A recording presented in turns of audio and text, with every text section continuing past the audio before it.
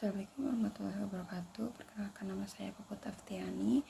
Kali ini saya akan membuat video hari ke-1 dan akan menjawab pertanyaan-pertanyaan mengenai fun learning dan small step system. Pertama, apa pengertian fun learning?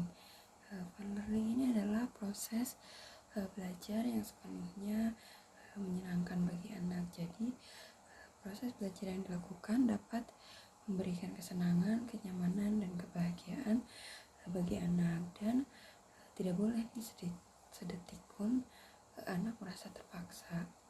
Yang kedua, mengapa proses belajar harus fun learning? Karena motivator harus mampu memberikan pengalaman positif bahwa belajar itu menyenangkan, sehingga anak tertarik dan bersemangat untuk belajar. Yang ketiga, apa tujuan fun learning?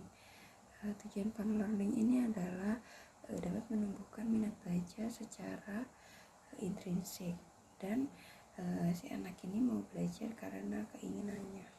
Yang keempat, apa hukum fun learning di bimbang?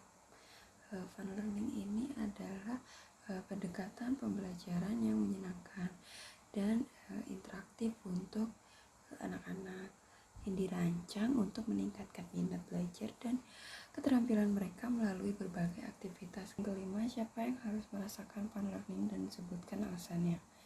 Yang harus merasakan fun learning itu adalah anak-anak usia dini, karena pada usia tersebut mereka memiliki rasa ingin tahu yang besar dan kemampuan untuk belajar dengan cepat melalui pengalaman langsung dan interaksi sosial. Yang keenam, siapa yang harus menciptakan fun learning dan sebutkan alasannya?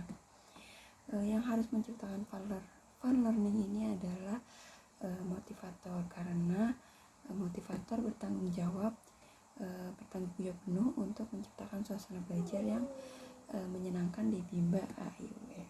7. Bagaimana cara menciptakan fun learning? Yaitu dengan mengajak anak berdialog, bernyanyi, bercerita, mendongeng, dan bermain bahasa bimbang.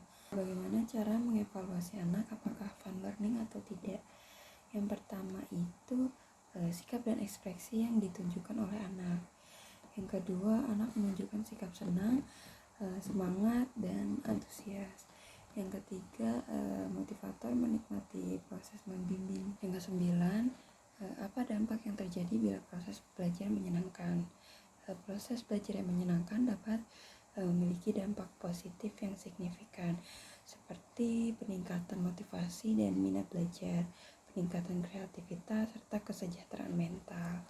Yang 10, apa dampak yang terjadi bila proses belajar tidak menyenangkan?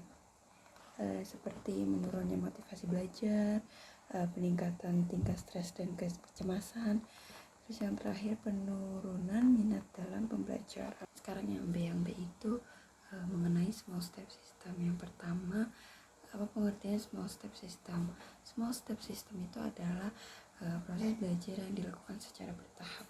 Yang kedua, mengapa proses belajar harus dilakukan secara bertahap?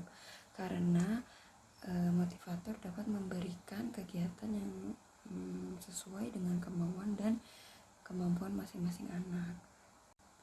Yang ketiga, apa tujuan small step system? Tujuannya adalah agar proses belajar yang menyenangkan dapat tercipta. Yang keempat, bagaimana cara agar motivator dapat mewujudkan proses belajar yang small step system? Yaitu dengan cara bimbing sesuai dengan keadaan masing-masing anak, dan harus mengetahui kemauan dan kemampuan masing-masing anak. Kelima, apa dampak yang terjadi bila proses belajar small step system? Yaitu semua anak akan merasa senang, bahagia, dan dapat menikmati kegiatannya. Apa dampak yang terjadi bila proses belajar tidak small step system?